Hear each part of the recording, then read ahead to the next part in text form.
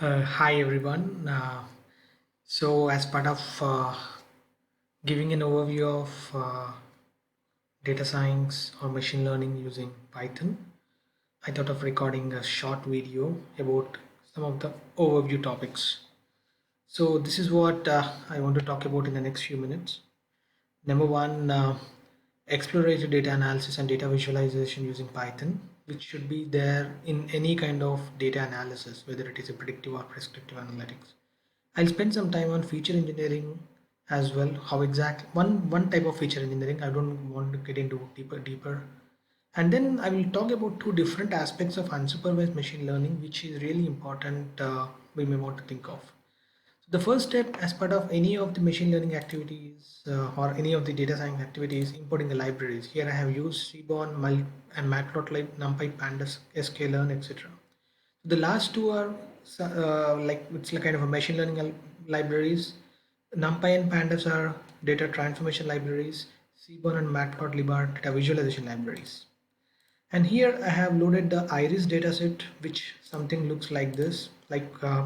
If you look at it, there are some good number of leaves. I mean, let's say observations where every observation has four different attributes: sepal width, petal width, and every based on these categories, they have given a right label for this, whether it is a setosa or a vaginica or vesicular. In the other way, there are a couple of there's a manual annotation project which has been executed. They have taken some hundreds of leaves, physical leaves, computed these four attributes using scale, and they also know which species does it belong to. There are three different species. So the objective is, if at all, if we use this data, if I provide these four attributes, can I predict the species? Well, among the three using machine learning model, but we don't want to get there. But first, as a general practice, once we load data, once we load the data, the first thing we want to understand is univariate analysis, which I call it as take one attribute at a time and see how exactly the distribution is. Like for example, let's say I take sepal length. We have 5.1, 4.9, and there are a good number of observations. Like if you look at the number of observations in this data set, you can use this command like dot shape. There are almost 150 observations. So we want to understand how these 150 observations are behaving for sepal length, for petal length, etc. So this is the section of the code which I have developed. You want to create a figure and you want to create three rows and four columns. Axis has to be flattened, and color we have to give as an input. And why I have taken three rows and four columns is, as you can see, I told you have three different species, and you have four different attributes. So the output I want to understand is, for every species I want to understand how the distribution is. So let's quickly run this and see how it looks like. So let me take a color as blue.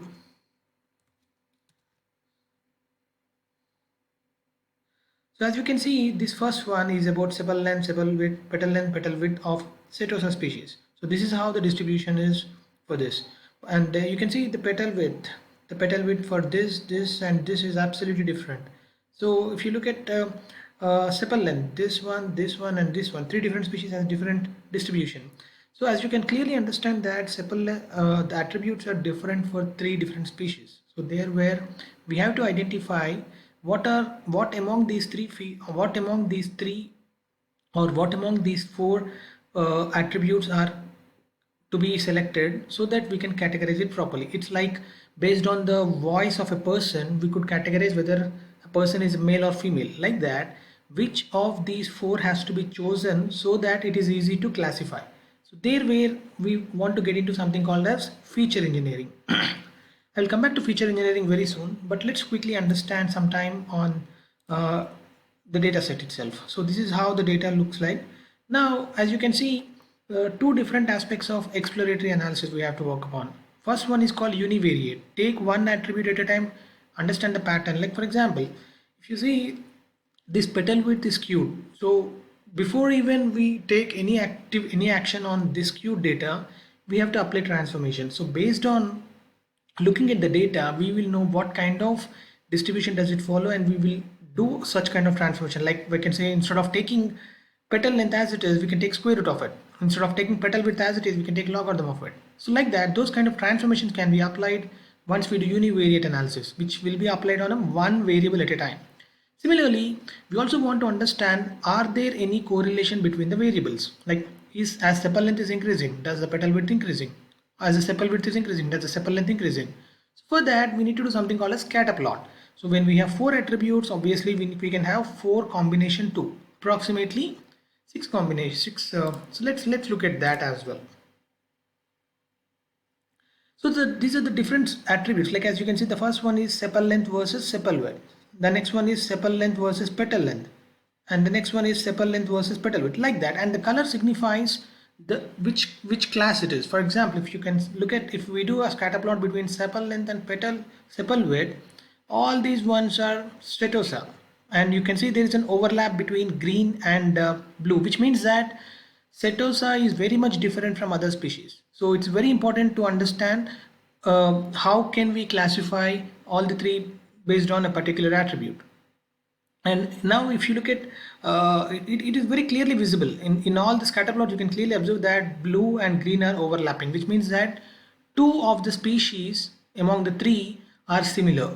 So there were these kind of insights which I just said can come out of this scatter plot, and you can just look at this code to understand furthermore.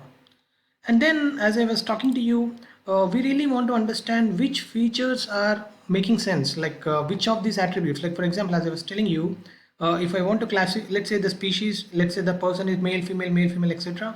Let's say one feature is voice, other feature is let's say physical attributes, other feature is let's say the eyes, etc., etc. So which feature of a person really help us to classify a person as male or female? So that, to identify which feature is important, we can go something like this.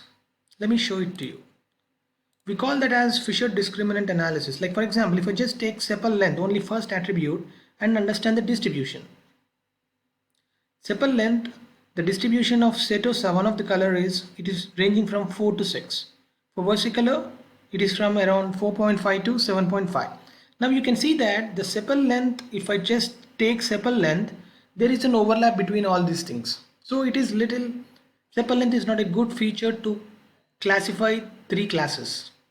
And if you look at sepal width, even that is not, because you can see Setosa, sorry, you can see versicolor and virginica are overlapping. So the best of, maybe the one of the best things we can choose is petal length or petal width. As you can see, petal length, if we choose based on the petal length, I can classify at least Setosa and other two classes separately. So that's how we will come to know which of the features are really important to classify the classes. So this is something which I thought I would share as part of the initial part of the video recording. And in the second part, like this is about the feature engineering and exploratory analysis. Now I will talk about little about unsupervised machine learning. So for this, I have loaded, I'm just taking the data set called digits, and the digits are like, it's again, as I said, we have almost, let me show you the shape of this dot shape. We have almost 1797 observations where we have 65 columns. The 65th column is, what is that digit? What it means is, there is a 64, which is nothing but 8 cross 8 pixel have been in the black and white has been given, and based on those pixels we will know whether that digit, whether it is digit 0, digit 1, etc., etc. Now tomorrow, this kind of information, I mean, which is 8, if at all tomorrow if I give 8 by 8 pixel information, then I would able to understand whether it is a 0, 1, 2, 3, etc. So that is the objective. So this data is already there as part of open source data, and this is a very small set. So now what exactly am I trying to do here? So if you look at it here, 0 to 63, I'm just talking about 8 by 8 pixel, but think about it. If you are looking at a movie, if you are looking at an image, 1024 megapixel, so it means that it's a millions of columns. So there where we call every column as a dimension. So when we have larger and larger dimensions, we cannot put all the dimensions in a single graph, because the maximum we can think about a single graph is we can add one dimension on x-axis, one dimension on y-axis.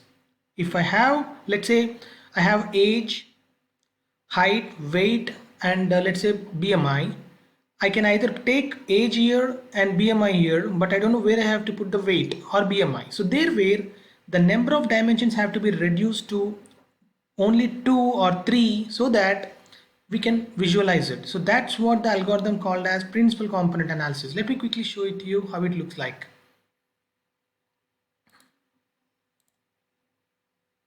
And this is the library called principal component analysis.